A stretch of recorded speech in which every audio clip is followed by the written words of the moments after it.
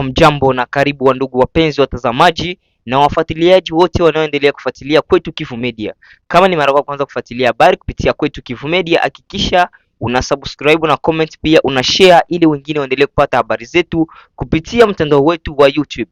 Ndugu mpenzi mtazamaji, hakikisha unafanya vile ili uendelee kupata habari zetu za kila siku. Hii ni Kwetu Kivu Media ikiendelea kupeperusha habari za ukweli zinazoendelea ndani na nje ya nchi ya Jamhuri ya Kidemokrasia ya Kongo. Kwenye habari zetu za asubuhi ya leo tutakupatia matukio mbalimbali yaliyojiri mashariki mwa nchi ya Jamhuri ya Kidemokrasia ya Kongo. Na kumwisho wa habari tutakuunga moja kwa moja na television ya RTNC ili ufuate habari tofauti tofauti zinazoendelea nchini Jamhuri ya Kidemokrasia ya Kongo. Mtazamaji, baki nasi hadi mwisho.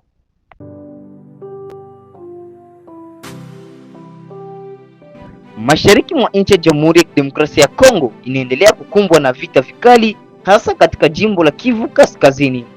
Zaidi ya mapigano ya silaha na uhamisho, athari za vita hivi zinaacha majeraha makubwa ya kisaikolojia kwa jamii. Shirika la madaktari wasio na mipaka MSF limetoa takwimu zinazotisha, zinaonyesha ukubwa wa tatizo la afya ya akili katika eneo la Masisi ambalo limekuwa kitovu cha mapigano. Msukosuko na uharibifu umekuwa sehemu ya maisha ya kila siku. Watu wengi wameshuhudia matukio ya kutisha, wamepoteza wapendwa wao na wamehamishwa kutoka makwao. Hali hii imeongeza kwa kasi idadi ya watu wanaohitaji msaada wa kisaikolojia.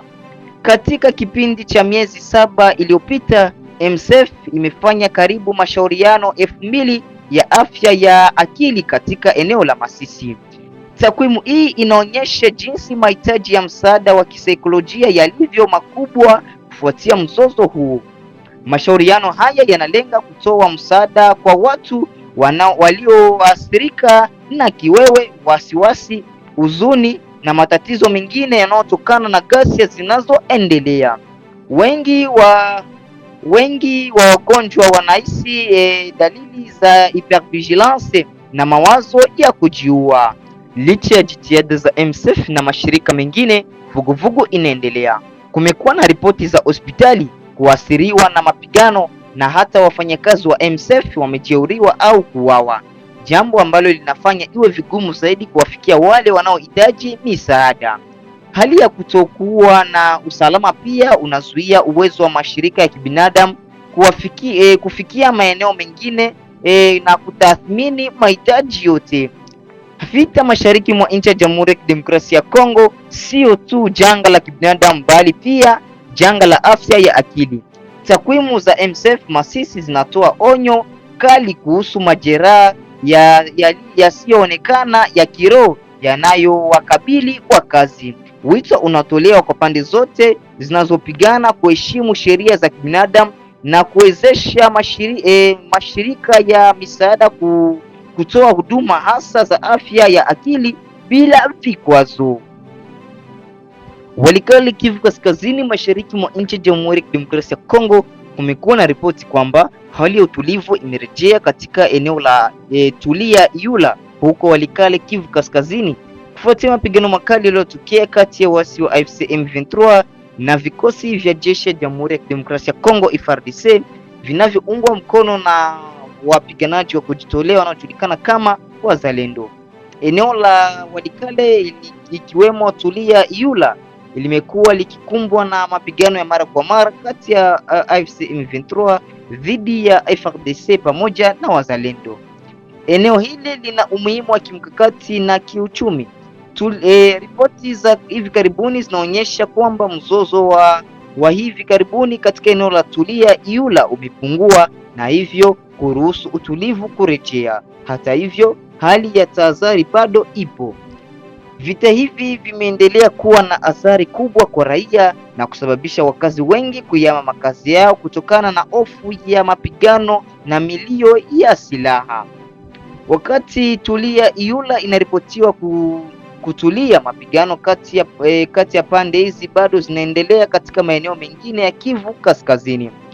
Mashirika ya kibinadamu na jamii ya kimataifa yanaendelea kutoa wito wa pande zote zinazopigana kusitisha mapigano ili kutafuta usalama au amani ya kudumu.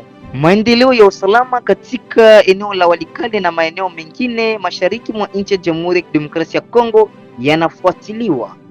Kole Makaka aliweza kupokea vyombo vya kazi mi kabisa, itaweza kusaidia kazi ya mlimo mashamba kubwa kwa kuweza kuingiza chakula nyingi huko upande wa Mongala na kutumia sisi wao tunapatikana miji zingine. Ni kufuatana na mpango wa mlimo iliyoanzishwa na president wa nchi ya Kongo ya Demokrasia Bwana Felix Tshisekedi Tshilombo, na aliweza kupiga aksanti kwa president na serikali kuona kwamba kupata vyombo vya kazi tumeita kama vile trakter pia na vingine au na mavazi ya wale watatumika makazi itaweza kuwasaidia kufanya mashamba kubwa na kupanda mimea nyingi na itaweza kuleta chakula nyingi kwa ndugu zetu, itaweza kupunguza vile vile maskini na watu wataweza kupata kazi. Ni lazima kama vile julisha liwali wa jimbo hiyo Bwana Jean Kole Makaka. Kutoka upande wa Mongala tumejielekeza upande wa Lualaba. Mimi kabisa umejua siku zilizopita viongozi wengi walijielekeza upande wa Amerika huko Etazini. Nafasi kulikuwa mikutano mbalimbali, na katika mkutano mkuu uliofanyizwa huko wa uchumi, Mama Fifi Masuka Saini, liwali wa jimbo ya Lualaba, alijielekeza huko na alienda kufasiria vizuri namna gani kazi ya madini imefanyikana kunako jimbo lake Lualaba, nchi ya Kongo ya Demokrasia, kufasiria mashirika mbalimbali na viongozi mbalimbali namna gani tuna madini nyingi, tuna mali nyingi, tuna dhahabu nyingi, na mashirika yanayolazimisha kutumika pamoja na sisi wanaweza kutumika na sisi kwa vizuri, na tukiwa na masaini mbalimbali nao tutatumika kama vile vinavyofaa. Tuna lazima watu wapate kazi na watu nchi ya Kongo ya Demokrasia tujenge nchi yetu. Wale wanaotamani madini wanapasha kuja, watazungumza vizuri na viongozi wa nchi na wataweza kutumika kama vile vinavyofaa. Walikuwa wengi upande wa Lubumbashi na kumpokea kunako uwanja, upande wa Kolwezi na kumpokea kunako uwanja wao viongozi wana memba wa serikali yake, kama vile aliweza kupiga aksanti, aliona walimpokea na shangwe pia furaha Mama Fifi Masuka Saini. Kutoka upande wa Lualaba tutamjulisha tukirudi hapa mji mkuu Kinshasa. Umejua nafasi makao waita GLM inajulisha ni Group Lito Moboti, na hivyo basi zamani ilikuwa ikamatwa na watu wasio wenye fasi hiyo makao hiyo, na hivyo wakienda kunako sheria aliweza kuamua na nyumba hiyo kubwa ama immeuble imerudishwa kwa wale wenye immeuble hiyo ama nyumba hiyo, na hivyo basi kwa wale wote waliweza kuwasaidia kunako sheria. Bwana Bubul Bua Telito aliweza kupokea vibarua kunako ofisi ya sheria kwa kuweza kupata warudishia makao yao, na kama vile umejua imepatikana upande wa mtaa wa Gombe, na wamepiga kisanti vile vile kwa Bwana Kinwani Masamba Kamitatu. Huyo aliwasaidia kwa kuweza kufika kunako sheria na kupata kuwarudishia makao yao ya Jele mtaa wa Gombe. Habari kusika na ujamii tutamjulisha mi kabisa wa sultani wa asili, kama vile mmejua wao ndio wenye udongo inayopatikana hapa mji mkuu Kinshasa, ama nchi nzima kwa Demokrasia wamelinda udongo huo, na hivyo basi wale wa ndugu zetu tumeita wawewa wenye wadereva wa tukutuku waliweza kujikusanya na kiongozi wao Bwana Ziko Mukanga kuweza kuwafasiria namna gani wa sultani wa asili wametumika na kazi gani wamefanya, na kuwajulisha namna gani wanaweza kuwaheshimia na wanaweza kutumika nao pamoja. Ilikuwa furaha mimi kabisa. Huko upande wa Mongafula nafasi waliweza kujikusanya wajumbe wa sultani Matade Kibala Bwana Lemba walikuwa hapo, na aliweza kupiga aksanti kuona kwamba kuna uhusiano kweli kati ya wasultani wa asili wenye kukaa na kunako kijiji hiyo vile vile na wadereva wale wenye kupatikana huko upande wa Mongafula upande wa Matade Kibala watumike mkono kwa mkono kama vile juisha Bwana Ziko Mukanga, na kuheshimia udongo na kuheshimia wasultani wa asili kama vile wameheshimia sheria ya nchi yetu ya Kongo ya Kidemokrasia. Habari tukijelekeza upande wa Kimbanseke. Huko basi tutaweza mjusha kwamba mtaa wa Kimbanseke na mpaka na mtaa wa Masina pia mtaa wa Nsele.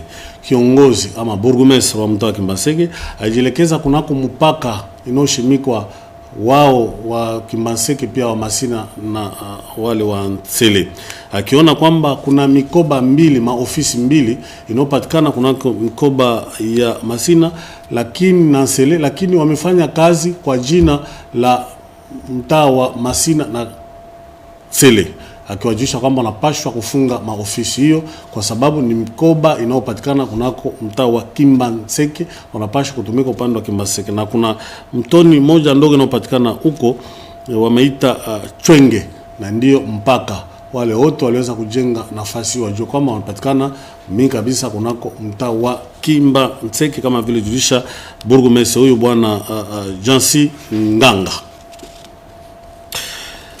Kwa hivyo basi tumepiga nukta ya mwisho kwa habari tumtarishia kwa magharibi ya leo. Mwenyezi Mungu awabariki. Kuna habari nyingine tutaweza kumjulisha, ni kuweza kufanyizwa mnwerazi maandamano kubwa hiyo hapa mji mkuu Kinshasa, kutoka upande wa Bandalungwa Eshapia upande wa Echange na kufika kunako Palais du Peuple. Bwana Patient Bashombe Matabisi na wote waliweza kumsindikiza wakijulisha kwamba wamefanya maandamano hiyo kabisa ni kwa kutafuta amani na ukimya urejee mashariki ya nchi yetu ya demokrasia, Nord Kivu, Sud Kivu, Ituri na penginepo, na kujiunga pamoja na serikali pia na president wa nchi ya Kongo ya Demokrasia bwana Antoine Félix Tshisekedi Tshilombo, kusudi amani na ukimya na ndugu zetu wanasurubika wanapata matatizo upande wa mashariki wapashwe kuwa na amani, na itakuwa lazima viongozi wawasaidie watumike mkono kwa mkono kusudi ukimya urejee mashariki ya nchi ya Kongo ya Demokrasia. Ndio waliweza kufanya maandamano na wanaomba kwamba wale watu waliouawa kwa wingi wajue kwamba genocide inapashwa kujulikana duniani nzima, na wanalazimisha kabisa waitikie kwamba wakongomani nao waliweza kuuawa kwa wingi, waliweza kufariki kwa wingi, wanapashwa kujua, tuwakumbuke kila mara wakati vita vimepatikana upande wa mashariki ya nchi ya Kongo ya Kidemokrasia. Asante, tumepiga nukta ya mwisho. Asante upande wa realization, asante wote wanapatikana upande wa kamera. Mwenyezi Mungu awabariki. Wandugu zetu wanapatikana Goma, Bukavu, Kindu, penginepo Walikale, Mwenyezi Mungu awabariki. Tuko na nyinyi pamoja, tutaweza kukutana tena siku ijao na mimi inshallah. Kwaherini, alamsiki.